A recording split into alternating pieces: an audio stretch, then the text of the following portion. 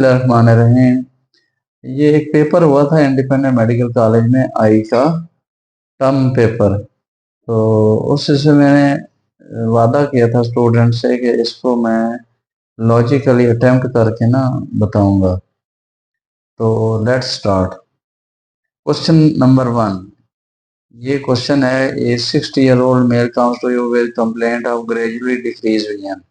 हर लफ्ज की अहमियत होती है, यानी आहिस्ता आहिस्ता ग्रेजुअली उसकी डिक्रीज विजन हुई है in left I. On slit-level examination, there is corneal catata and mature cataract. The most common complication of surgery in this case, already patient की कैटरेक्ट है, मेच्योर है, उसकी कार्नियल फैंडिंग है। तो आपने ऐसा क्वेश्चन इसमें ढूंढना है, उसका वो जवाब होगा जिसमें कार्नियल फैंडिंग होगी। तो बुल्लस क्रेटोपैथी है, ड्रॉप न्यूक्लियस है, एंडोथर्मेटस है, post operative posterior capsule rapture. तो इसमें बुल्लस क्रेटोपैथी करेक्ट आंसर है, बाकी नहीं है, क्योंकि ये कार्निया का रिलेटेड मसला ज्यादा हो सकता है इसकी सर्जरी में। नेक्स्ट क्वेश्चन है, the most interior structure seen in patient of primary open angle glaucoma on gonioscopy is. यानी गोनियोस्कोपी एक एंगल स्ट्रक्चर का एग्जामिनेशन है, ये हमने पढ़ाया हुआ है। तो मोस्ट इंटीरियर स्ट्रक्चर कौन सी होगी, यानी कार्निया की कोई स्ट्रक्चर होगी। कार्निया मोस्ट इंटीरियर होता है, तो कार्निया की एक स्ट्रक्चर होती है श्वाबेज लाइन। तो ये इसका आंसर जो है सी है।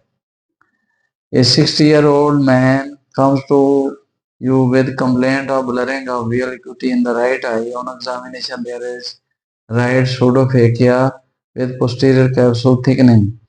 The most appropriate treatment of choice is, यानी कैटरेक्ट सर्जरी हुई है, उसका पोस्टीरियर कैप्सूल थिक है, तो उसका कौन सा चॉइस है, ये तो मेरे ख्याल में सब बच्चों को आता होगा।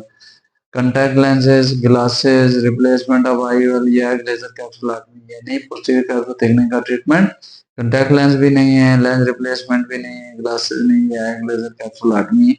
इसमें डी ठीक है।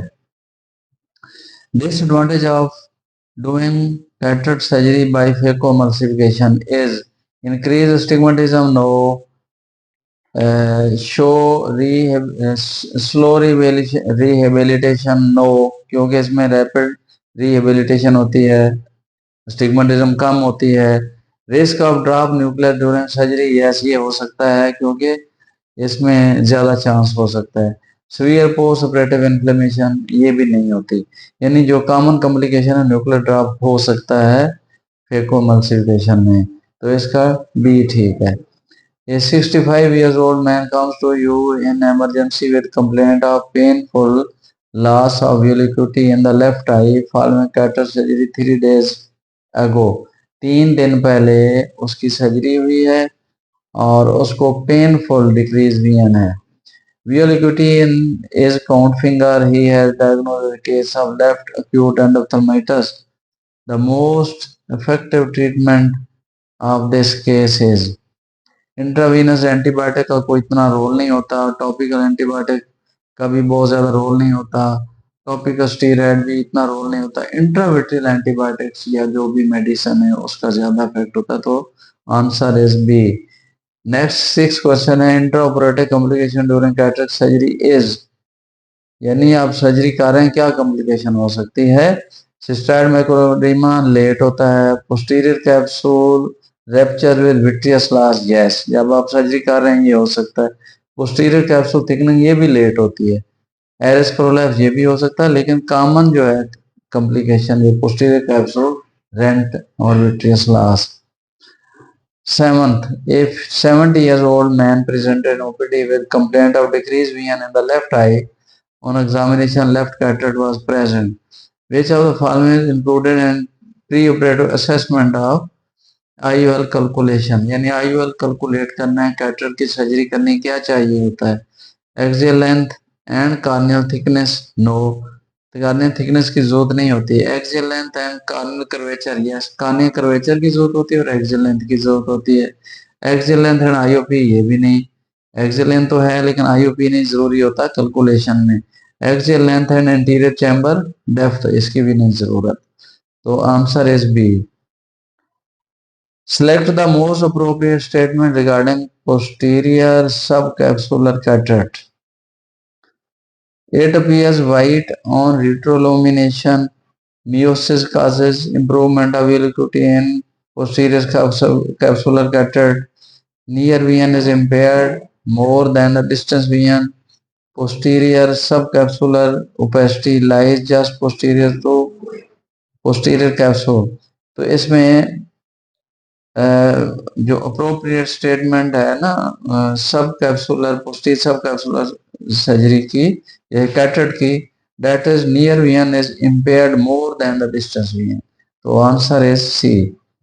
A 60 years old female underwent phacoemulsification with IOL implantation for her left eye.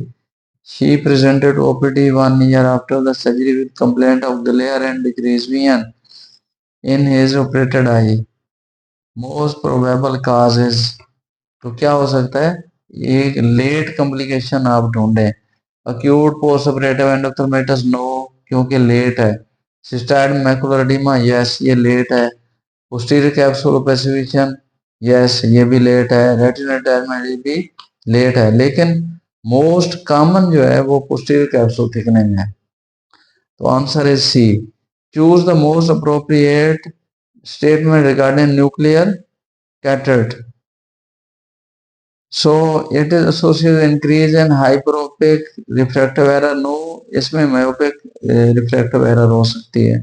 Some elderly can read all near without glasses. Yes, near vision अच्छी हो जाती है. ये correct answer है. There is decrease in refractive index of the lens. No, refractive index of the lens increase हो जाता है. अच्छा, yellowish hue is due to deposition of xanthophyll pigment. xanthophyll pigment की वजह से येलो ह्यू अमूमन मैकुला में होता है, इसमें येलोनेस इनकरेक्ट हो सकता है. सो एल्डरी पेशेंट जो है can see near without glasses is the appropriate answer. तो ये पहले 10 थे, इसके बाद मैं जो ही टाइम मिला तो फर्दर भी करूँगा. Thank you so much. Doctor Ijaz जुवेदला.